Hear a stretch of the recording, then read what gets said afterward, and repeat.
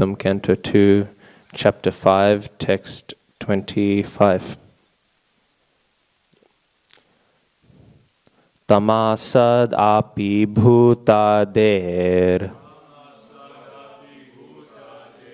vikurvanada bhunabaha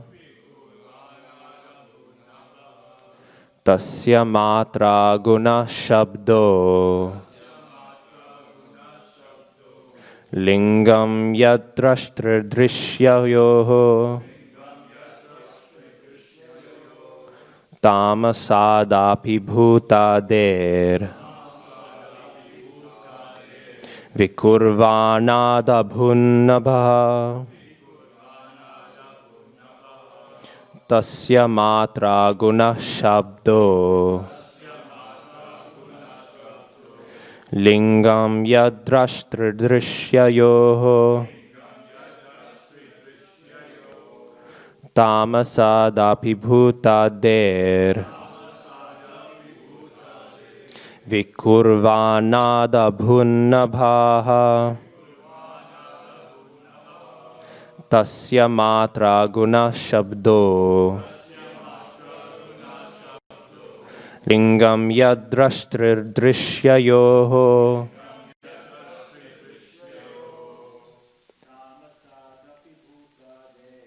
tamasadapi bhutader vikurvanada bhunnabha tasya matra guna shabdo lingam yadrashtra drishyayo tamasadapi bhutader vikurvanada bhunnabha tasya matra guna shabdo lingam yadrashtra drishyayo tamasadapi bhutader vikurvanada bhunnabha tasya matra guna shabdo lingam yadrashtra drishyayo. Tamasat, from the darkness of false ego.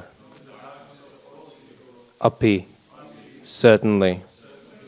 Bhuta adehe, of the material elements. Vikurvanat, because of transformation. Abhut, generated. Nabhaha, the sky. Tasya, its. Matra, subtle form. Gunaha, quality. Shabdaha, sound. Lingam, characteristics. Yat, as its. Drashtra, the seer. Drishyayoho, of what is seen. Translation. From the darkness of false ego, the first of the five elements, namely the sky, is generated. Its subtle form is the quality of sound, exactly as the seer is in relationship with the seen. Purport. The five elements, namely sky, air, fire, water, and earth, are all but different qualities of the darkness of false ego. This means that the false ego and the sum total form of Mahatattva is generated from the marginal potency of the Lord. And due to this false ego of lording it over the material creation, ingredients are generated for the false enjoyment of the living being. The living being is practically the dominating factor over the material element as the enjoyer, though the background is Supreme Lord. Factually, save and except the Lord, no one can be called the enjoyer, but the living entity falsely desires to become the enjoyer. This is the origin of the false ego. When the bewildered living being desires this, the shadow elements are generated by the will of the Lord, and the living entities are allowed to run after them as after a phantasmagoria. It is said that the first of the tanmatra sound is created and then the sky. And in this verse it is confirmed that actually it is so. But sound is a subtle form of the sky, and the distinction is like between the seer and the seen. The sound is a representation of the actual object, as the sound produced, speaking of the object, gives an idea of the description of the object. Therefore, sound is a subtle characteristic of the object. Similarly, sound representation of the Lord, in terms of his characteristics, is a complete form of the Lord, as was seen by Vasudeva and Maharaj Dasharatha, the fathers of Lord Krishna and Lord Rama. The sound representation of the Lord is non-different from the Lord himself, because the Lord and his representation in sound are absolute knowledge. Lord Chaitanya has instructed us that in the holy name of the Lord, as sound representation of the Lord, all the potencies of the Lord are invested. Thus one can immediately enjoy the association of the Lord by the pure vibration of the sound representation of his holy name. And the concept of the Lord is immediately manifested before the pure devotee. A pure devotee, therefore, is not aloof from the Lord even for a moment.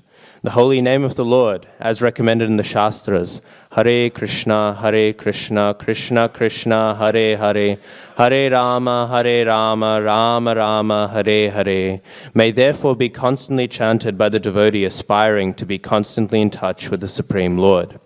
One who is thus able to associate with the Lord is sure to be delivered from the darkness of the created world, which is a product of false ego. Tamasi ma jyotirgama. And again the translation. From the darkness of false ego, the first of the five elements, namely the sky, is generated.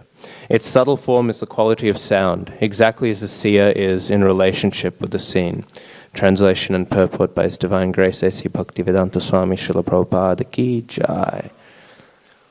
Om Jnanatimirandhasya Jnananjana Shalakaya Chakshurun Militam Yena Tasmai Shri Gurave Namaha Shri Chaitanya Manobhishtam Sthapitam Yena Bhutale Swayam Rupa Kadamahyam Dadati Svapadantikam Vandeham Shri Guru Shri Yuta Padakamalam Shri Gurun Vaishnavamscha Shri Rupam Sagrajatam Sahagana Raghunathanvitam Tam Sajivam Sadvaitam Savadhutam Parijana Sahitam Krishna Chaitanya Devam Shri Radha Krishna Padan Sahagana Lalita Shri Vishakhanvitamscha He Krishna Karuna Sindho Dinabandho Jagatpate Gopesha Gopika Kanta Radha Kanta Namostute Tapta Kanchana Gourangi Radhe Vrindavaneshwari Vrishabhanu Sute Devi Pranamami Hari Priye Namo Mahavadanyaya Krishna Prema Pradayate Krishnaya Krishna Chaitanya Namne Goratushe Namaha Vanchakalpatarubhyascha Kripa Sindhubhya Evacha Patitanam Pavanebhyo Vaishnavebhyo Namo Namaha Jaya Shri Krishna Chaitanya Prabhu Nityananda Shri Advaita Gadadhara Shri Vasadi Gaura Bhaktavrinda Hare Krishna Krishna Krishna Hare Hare Hare Rama Rama Rama Hare Hare. So we're reading here about the sort of the evolution of the elements in the creation, and it's I think it's a rather interesting section. Sometimes it's a bit it can be felt to be a little dry. I know my roommate right now, Rohan Prabhu, he's reading through Bhagavatam, and he's in first canto, and sometimes he'll get through some sections and he'll tell me, this seems a little dry, and I'm telling him, just you wait until you get to second canto and the last parts of third canto. That's when it sometimes can be a little hard to discern sometimes where's the nectar here. Sometimes it's obviously still there. Every syllable of Bhagavatam, there is unlimited nectar, but sometimes it's a little harder to churn out than at other times. But that's why we're so fortunate to have Srila Prabhupada's purports. So wonderfully, he's pulled out all these connections between chanting and being constantly associated with the Lord from a seemingly and apparently to some people dry text. But still this text speaks rather interestingly. I know when I was reading this, I had the same sort of reaction, because I'm getting used to doing the Chaitanya Charitamrita classes, and obviously every single part of Chaitanya Charitamrita is always so rasic and very nectarian, very evidently. I think I've probably said pains of separation more times over the past week than I have in my entire life. So, there's lots of explicit. It's very explicit, and then when I was reading this, there was almost like some whiplash.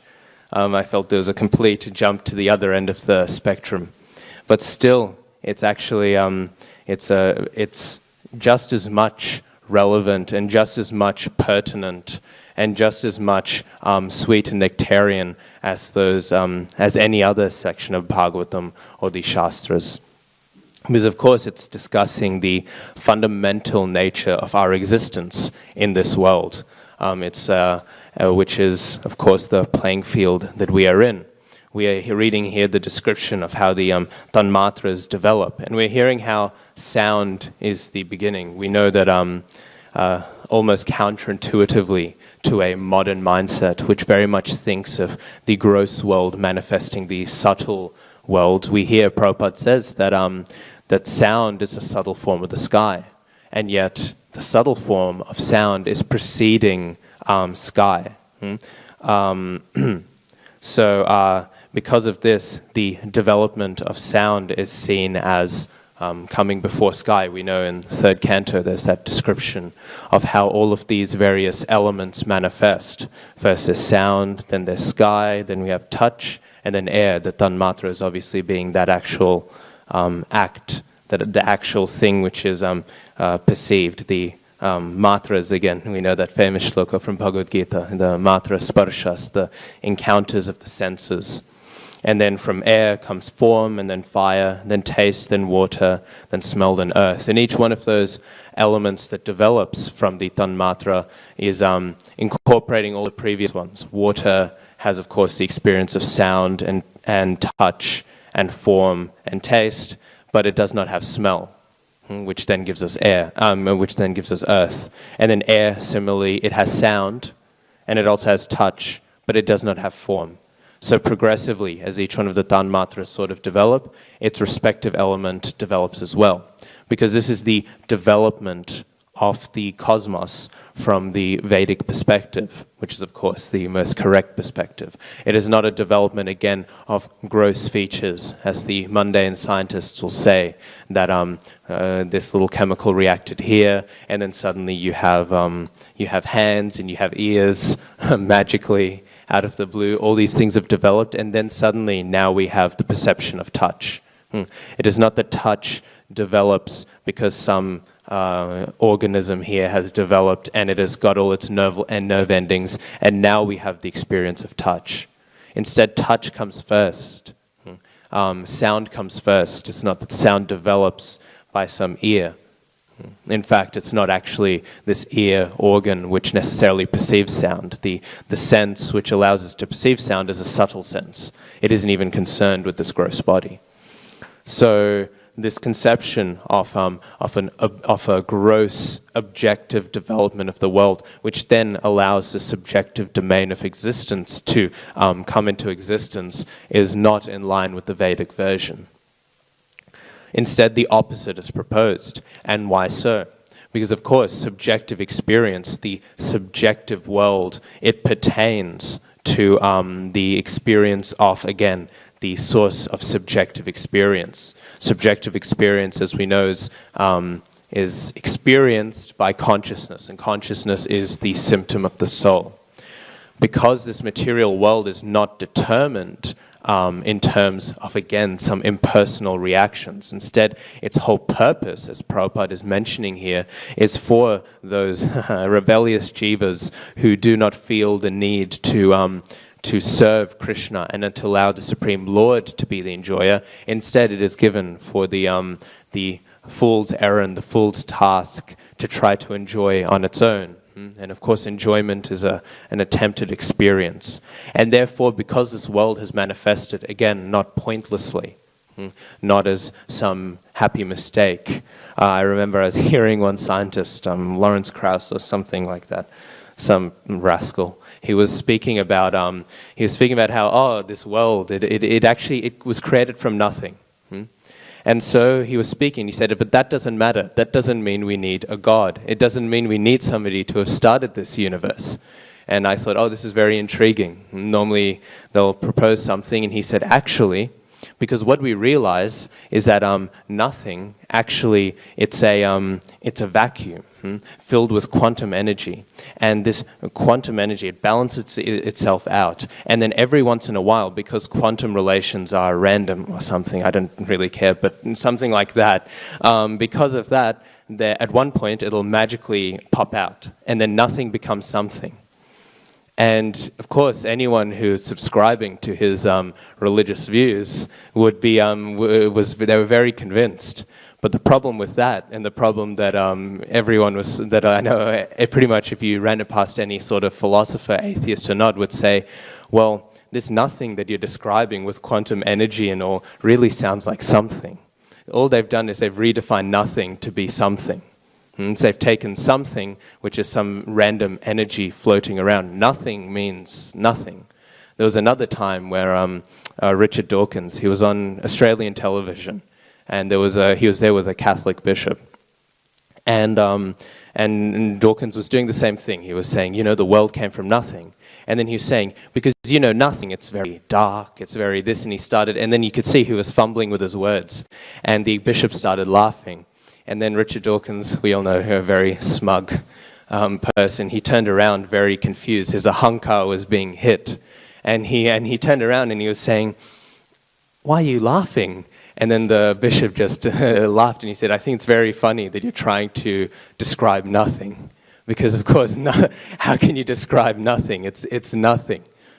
So here, again, it's all word jugglery. And that is the best the atheist can do. Because functionally, their worldview is, well, it's silly. It's just wrong. It's just nonsensical.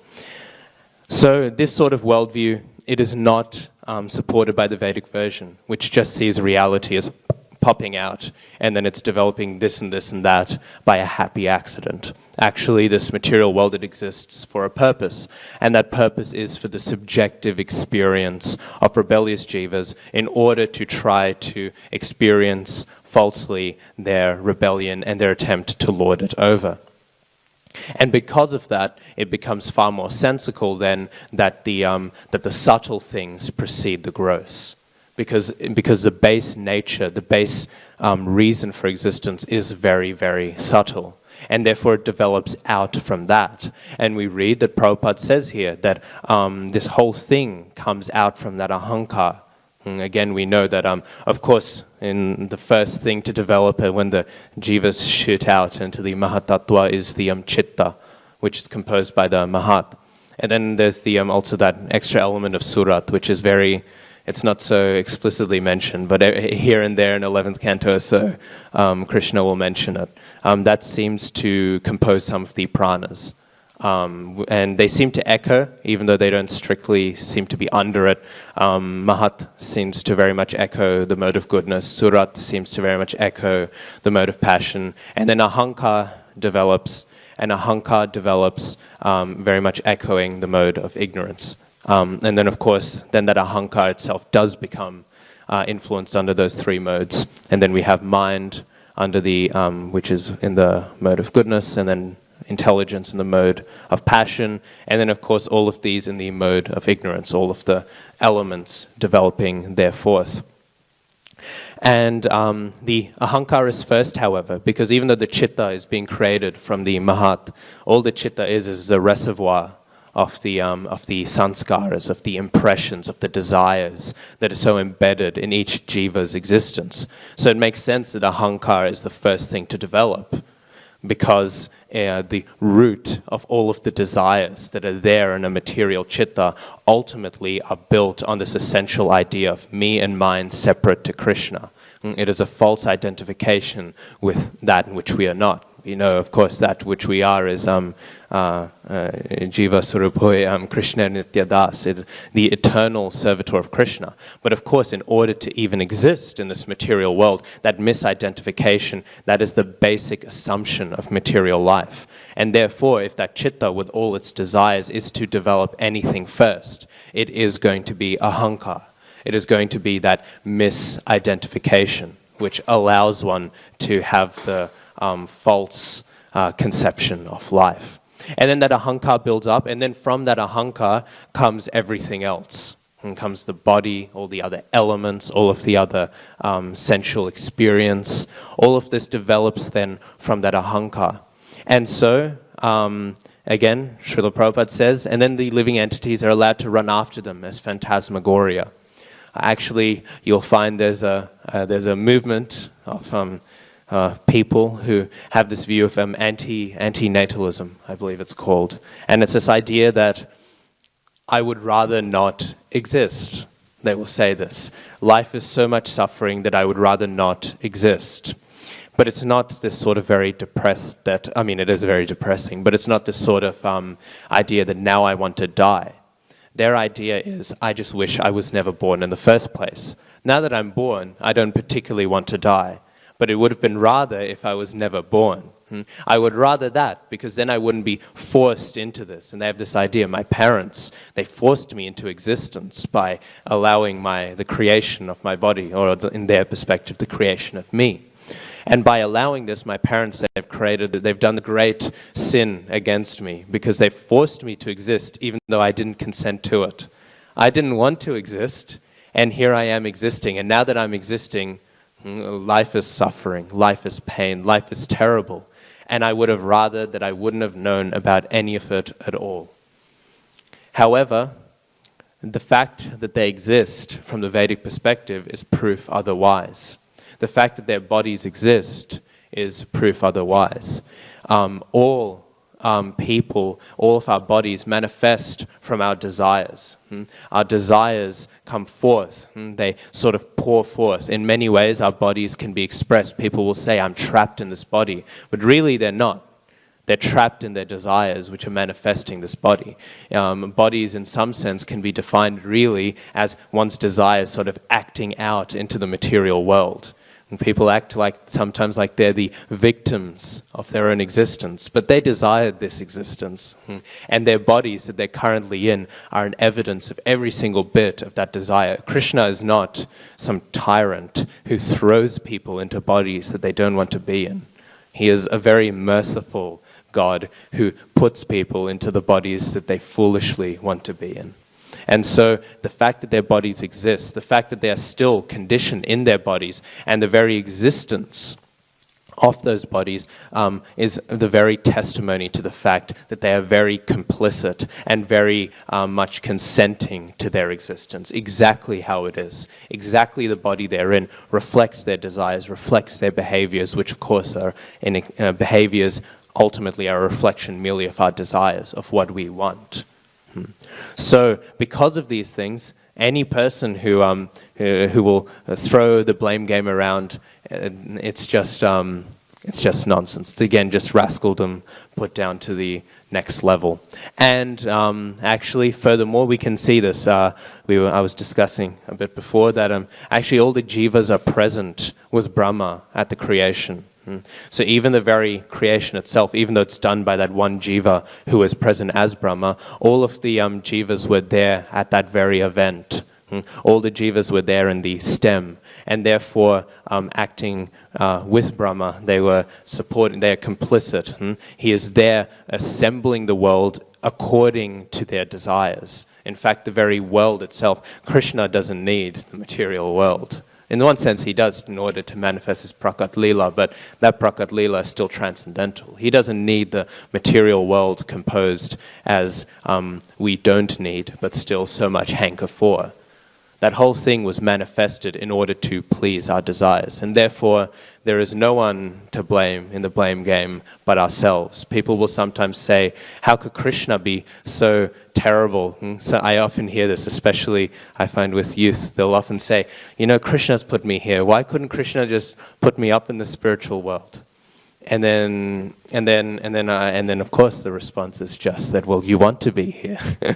You can dance around it all you want, but you want to be here. Otherwise, you wouldn't be here.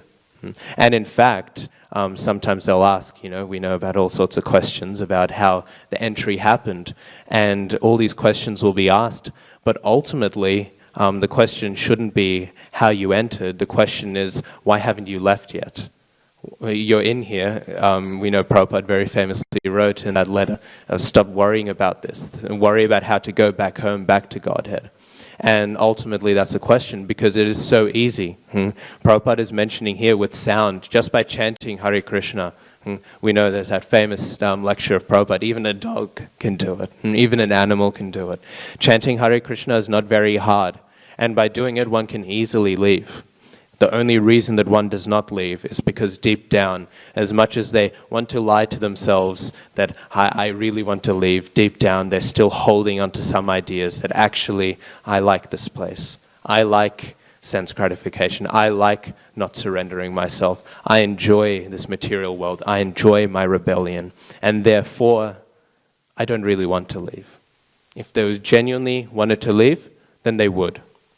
And so, this text, I began by saying that it seems to be a little dry sometimes, but actually it boils down to the essential nature. All of the sweet things we hear about, people might sometimes read and they'll hear maybe third canto or second canto and they'll say, what does this have to do with anything? I want to be practicing Raganuga Bhakti, I want to be hearing about Radha Krishna Jugal, I want to be hearing about all these sweet pastimes. Why am I hearing about the development of material elements? Why am I hearing about the cosmic manifestation?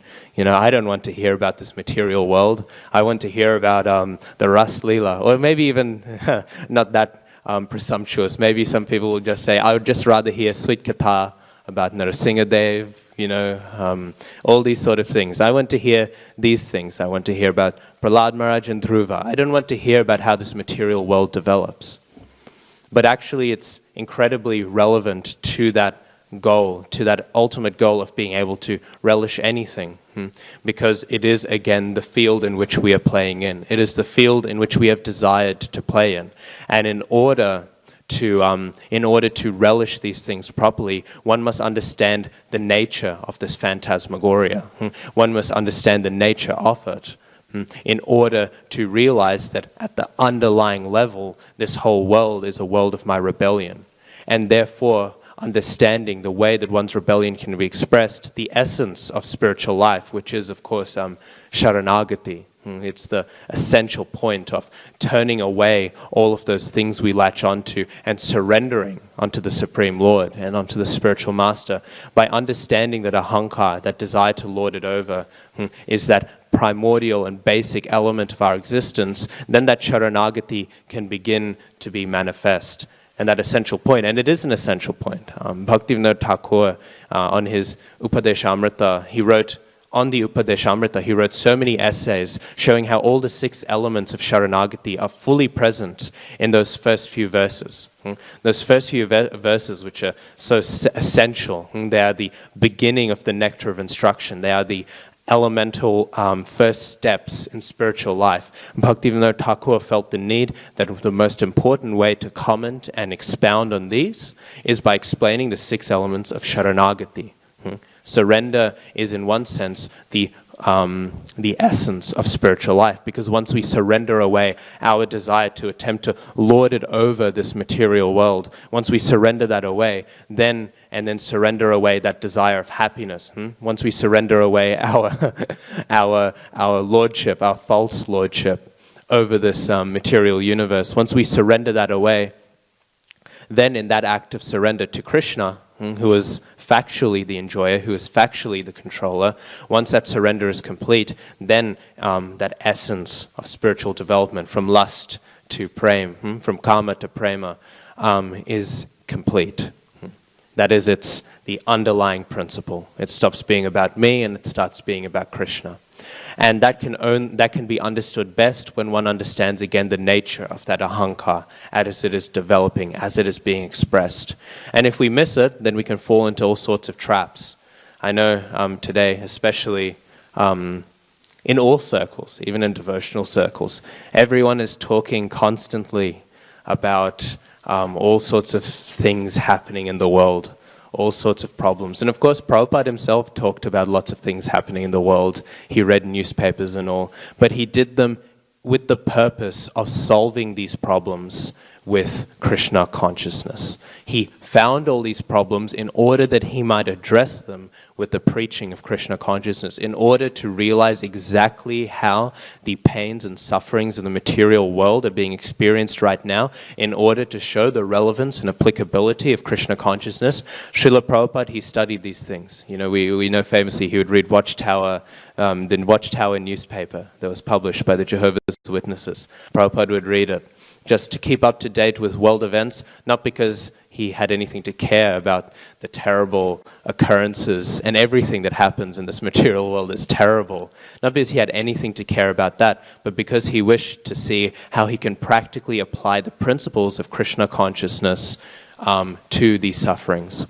But we are seeing now, as these events are going on, many people are discussing, even sometimes in devotional circles, these problems, and they are entirely discussing the problem, its cause, and its solution within material terms. And they're also following after that phantasmagoria. I was listening to a very wonderful Nectar of Instruction class, and in it, it was said that so many devotees today, they're discussing about the coronavirus. And of course, it's to one extent good. It's good to talk about it as it's showing us the faults of material existence, the false arrogance of science, and maybe even from a managerial perspective, it's important to see how temples and all are going to engage with with how it's going on. But if we are constantly discussing vaccines, the symptoms, the spread, what this means here, and there, that just becomes prajalpa like any other prajalpa. It is still nevertheless prajalpa, and it's still nevertheless a relishing of the phantasmagoria. Prabhupada doesn't necessarily attack TV and movies when he is discussing sense gratification and prajalpa. He'll also attack newspapers.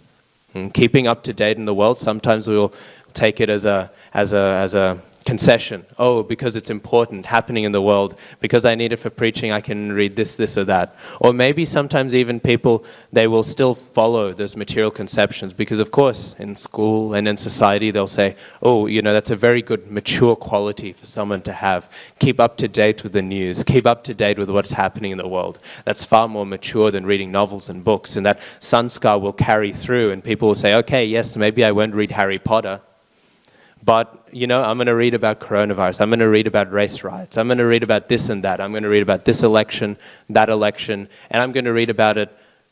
And ultimately, maybe they'll say with their lips that, oh, but Prabhupada read the newspaper, but he read the newspaper in a very, very different way than that.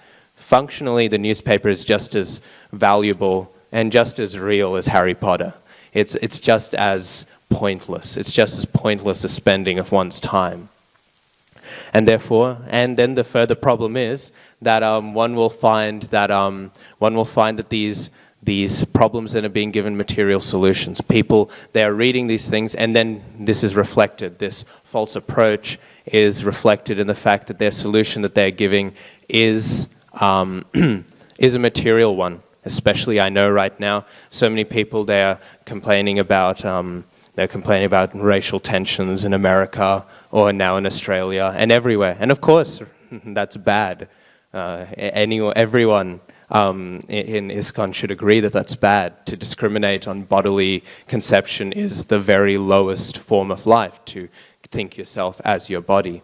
Nevertheless, the solution isn't this or that a way of conquering racial prejudice by racial education, or by mixing around material factors in society, by reorganizing it. Again, the solution to that problem, as with every other problem, is to preach Krishna consciousness and to preach spiritual truth, which then practically will allow those solutions to be solved. Otherwise, one is just rearranging Maya. Bhakti Tirtha Swami would say that actually all the jivas in this material world, they're like little children who have been given 24, 25 different toys, and they're playing around with them, and they're rearranging like Lego blocks, but they're doing nothing. In the same way, this material world, it's just a reassembly of the same issues which cause such problems, such issues such as these racial tensions or whatever it'll be tomorrow. Today it's the racial tensions, tomorrow it'll be the environment. All these problems, which are genuine problems. I don't mean to seem disparaging. They are actual problems, but their solutions are just problems in of themselves if they again come from the material platform. In the Bible, it said in the book of Job that no one can bring a clean thing out of an unclean thing. Inherently, if you pull something out of an unclean area, it is by its nature unclean.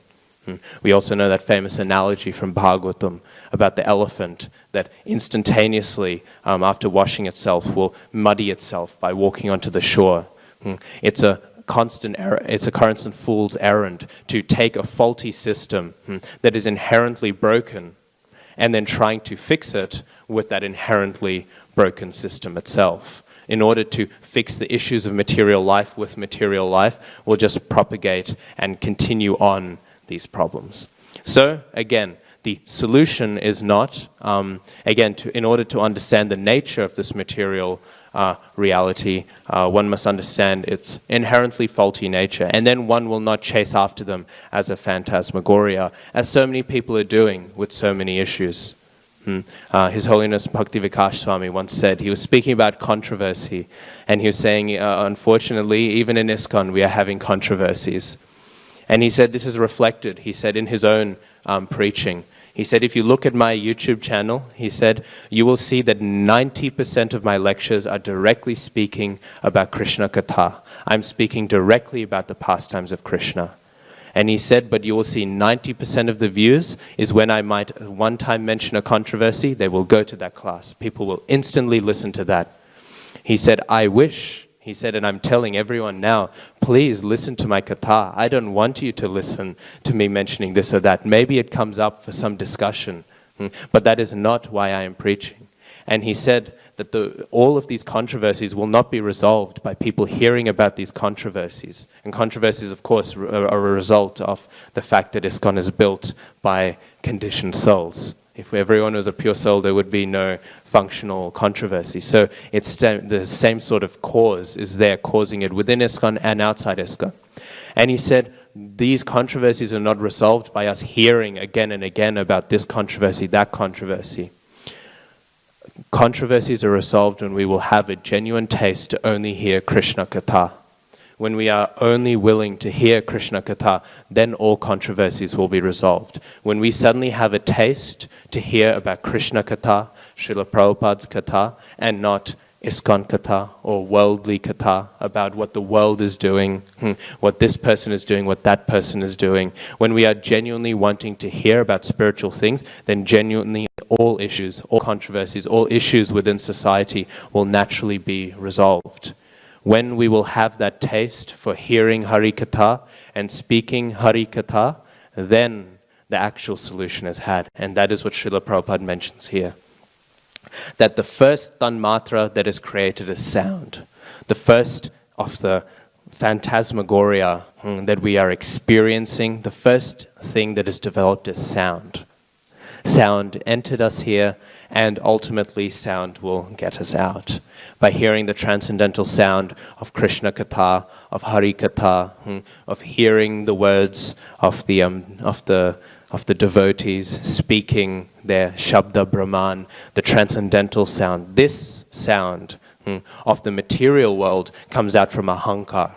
And even when one speaks it, it is all the developments of the intelligence and the mind engaging with the world. It is all coming through the lens of Ahankar. It is inherently coming through the lens of rebellion to Krishna. But the words coming from the pure devotee, he is not conditioned with ideas of rebellion to Krishna. The pure devotee, when he speaks, his words are pure. Therefore, they are Shabda Brahman. They are transcendental words. They do not come through this faulty filter of an ahankaric conception of life. They do not come through the filter of rebellion. The words of the pure devotee, the words of the Vaishnavas, they come through the lens purely of Krishna Bhakti. And therefore they are not conditioning words. They act in an opposite way. These words come from conditioning, and therefore they must condition. Whereas the words of the devotee, Krishna Katha, and so on and so forth, they, Hari Katha, they come from the platform of bhakti. And therefore they do condition one, but they condition one with the nature that they come from, which is, of course, devotional service, which is doing away with this false ego. Because when one hears of Krishna, suddenly it's so sweet to hear. We all so much enjoy to hear the pastimes of Krishna and Krishna's devotees. We so much enjoy hearing this. And hearing this, we can't help but forget ourselves. We forget thinking about ourselves in this world of all the things that I want and me, and we're so absorbed in something so sweet and nice that we inherently will forget this.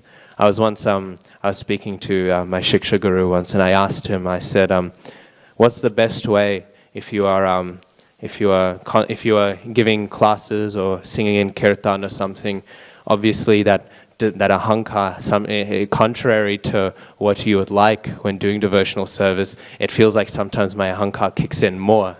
Sometimes, honestly speaking, my ahankar kicks in more. It seems to be growing rather than decreasing. And he said, the reason why you feel that ahankar kicking in is because you are taking breaks from your study of Bhagavatam. He said, if you are constantly reading Bhagavatam, you will have no opportunity for that ahankar to grow. He said, I could give you some psychological advice about how to avoid the development of ego in life. I can give you all these things, but ultimately, the most basic advice that I can give, and by that nature, the most effective advice I can give for how to avoid the development of false ego, of pratishtha, all those things which come together, is to read and study Srimad Bhagavatam without ceasing. To practice Bhagavatam, to constantly be thinking about the message of Bhagavatam, to be reading it and studying it. Do not allow the gaps of Srimad Bhagavatam, do not allow the gaps in between your study of Srimad Bhagavatam to become bigger than the actual time you are reading Bhagavatam. Let the gaps be the smaller part. Obviously, that needs to be taken within practical consideration. Of course, it's not that one should sit down constantly, but study of Bhagavatam doesn't mean just sitting down and reading the purports. We know in the pedagogy, the method of learning within the Vedic conception, there's Shravanam, there's Mananam, and there's Nididhyasanam. Shravanam is the hearing, the reading. But then there's Mananam, which is the digestion, the thinking, the contemplation. What does this mean? What are the conceptions of this? And that doesn't need to be done in front of the pages of Bhagavatam. That can be done constantly during one's seva and during one's life. And then Nididhyasanam, of course, is the realization. Then once that churning has been done throughout one's other seva of what one has read, then it is realized. That is how study is done, of course, in the Vedic corpus. So it's not to say that his advice was that I must always sit down and read Srimad Bhagavatam, but that constantly I must be digesting its message and its teachings. So like that, because when one is engaging with Bhagavatam, they are again engaging directly with that Krishna Katha. And who, even when reading things like this, firstly, it's a very personal attack. Texts like this, they're very much pulling apart the nature of our rebellious existence, but also so wonderfully, so scientifically, our whole existence is being described to us. How can we have an ego while reading such things? How can we have any sort of arrogance and confidence in anything we can think up when the most perfect philosophy is being presented before us? And then when we read about things as sweet and as wonderful as the pastimes of Krishna and his devotees, how can we think of our own sense gratification, of our own desires, of our own experiences of joy in the world? Practically, we are drawn away by a beauty that is far greater than the phantasmagoric apparent beauty of this world. And so, this sound of hearing, of course, reading Prabhupada's books is associating with his words as well. We are associated with the transcendental words and therefore the transcendental sound, in a sense, of Srila Prabhupada, also by hearing his lectures. And then ultimately, obviously, as was mentioned here, by chanting Hare Krishna, Krishna Krishna, Hare Hare, Hare Rama, Rama Rama, Hare Hare, by engaging with this sound, the undoing of all of this false conceptions of reality can be done. That ahankar, which so much undergirds our reality, is burnt away by associating with the higher sound, not that first sound that is the beginning expression of our material existence, but rather this transcendental sound, which is, I guess you could say, the final sound of our material existence. It is the beginning of the end of our material existence. By associating with this sound, coming again from that pure devotee who is not aloof from the Lord even from a moment because of this association, his ahankar, which doesn't exist, is no longer a barrier. Instead, he is constantly associating with the Lord. Even in this world, we can experience a dissolution of that ahankar, which is the fundamental source of all our suffering, and we can experience the actual bliss, which comes from our true nature being exercised as a devotee by associating with the higher sounds of spiritual life. Grantaraj Srimad Bhagavatam ki Ananta Koti Vaishnava Vrinda ki jai.